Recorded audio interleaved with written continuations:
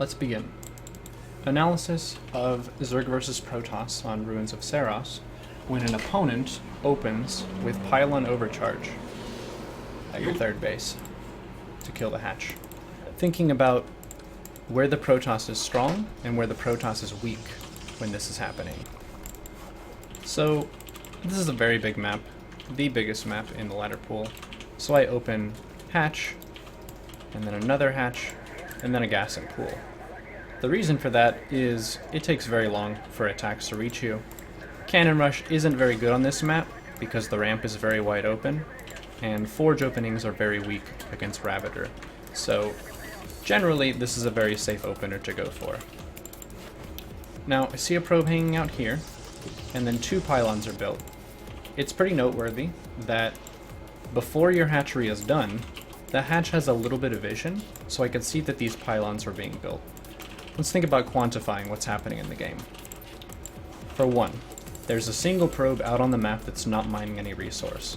So even though the Protoss has 22 probes in the game, only 21 of them are actively mining. 18 on minerals here, with 1 gas, and a late expansion. So these pylons, 2 pylons, 100 minerals each, are also a big expenditure that sets them behind going into a macro game. The Mothership Core, the unit that is so strong that you can only ever make one of them, is being sent across the map. The problem with this is there are no defensive tools at home when this is moved across the map to overcharge these pylons. Another Zealot. So Zealots are 100 minerals, and they don't scale very well over the course of the game.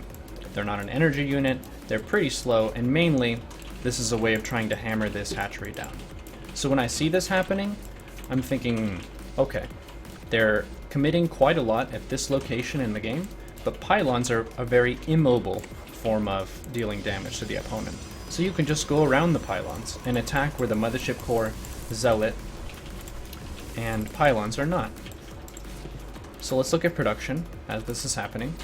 I'm making 8 lings, taking ling speed, and making queens for my main and natural, and I'm staying on gas. And the lings are just running right past it.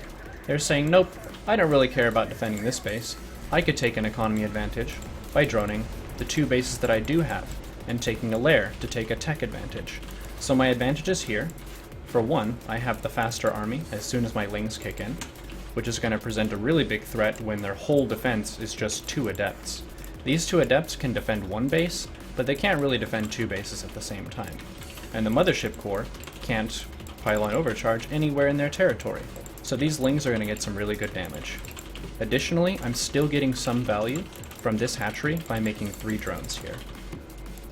So queen production is taking place because I will have less larva income by virtue of losing the 3rd base. So I'm droning. Droning, taking lair, taking a tech advantage. Let's look at workers killed as this is happening. So the lings are getting some pretty good damage. There are direct kills, these 3, but also indirect damage, like these probes losing mining time, up to 8 kills. Cool, so boom. The Pylon Overcharge killed the 3rd hatch. They accomplished their objective. The lings dealt some damage. Who is ahead after this exchange? Zerg has 38 workers.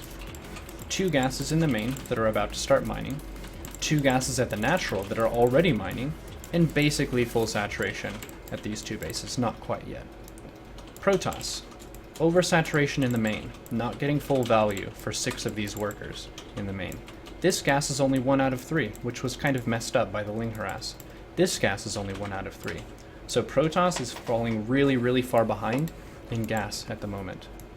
You think about solid ground expenditures. Zerg can make lurkers. Lurkers are very powerful, and the answer to lurkers is Disruptor. But Disruptors cost 150 gas each, and you have to build a robotics bay. So if you're way behind in gas, it's really hard to match the Zerg's expenditure in lurkers with Disruptors. These overlords are creeping between the bases. I'm taking a different 3rd. These queens are establishing pretty nice creep spread. Up to 45 workers against 28. The fast lair also affords you the option of doing a fast overseer scout, so you know exactly what they're going for. Based on the timing of this robo, and how late this base was, and how late the gases are, I can pretty much tell that it's going to be a fairly straightforward gateway-based composition, which is going to do poorly against lurkers. Against lurkers, really you want to have maybe phoenixes to pick them up, or a robo bay for disruptors, but they can't afford a robo bay with such little economy. Changeling Scout kind of figures out what's going on. Let's look at my vision. So I can see there are gateways in the wall. I haven't scouted a third base yet. Killing that observer is really good. That increases the efficacy of the lurkers later on. They'll have to make another observer if they want to afford detection, which means they've spent a robotic cycle on a unit that can't deal damage to me. So basically with this lurker count, I can drone the third unpunished. There's no way they could push into me. And then rather than just keep the lurkers as a purely defensive role, you can use the Nidus network to leverage some really big offensive plays against the Protoss. With this third base being taken, this was an indicator for me that I could go for a really big Nidus play. Based on how far ahead I was after the Pylon Overcharge versus the Ling Run By stage, I can probably just defeat the opponent.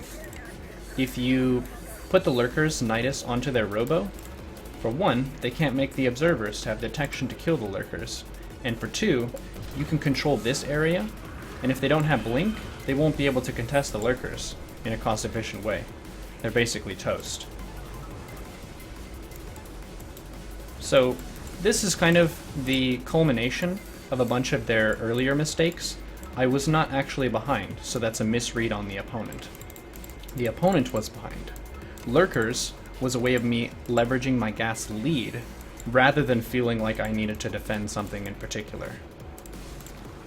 And then sending Lings, which are fast units at the third, pressuring two places at the same time, and then I kept the Queen Hydra at home to defend, just in case the Warp Prism was still out on the map, potentially dealing damage to me. So we have some BM at the end of the game. Mainly, that's an opponent kind of filling the void of not understanding what happened in the match with some insults, so they can kind of feel like they're still reasonable in some way, that they have some advantage if they couldn't take any advantages in the match. GG.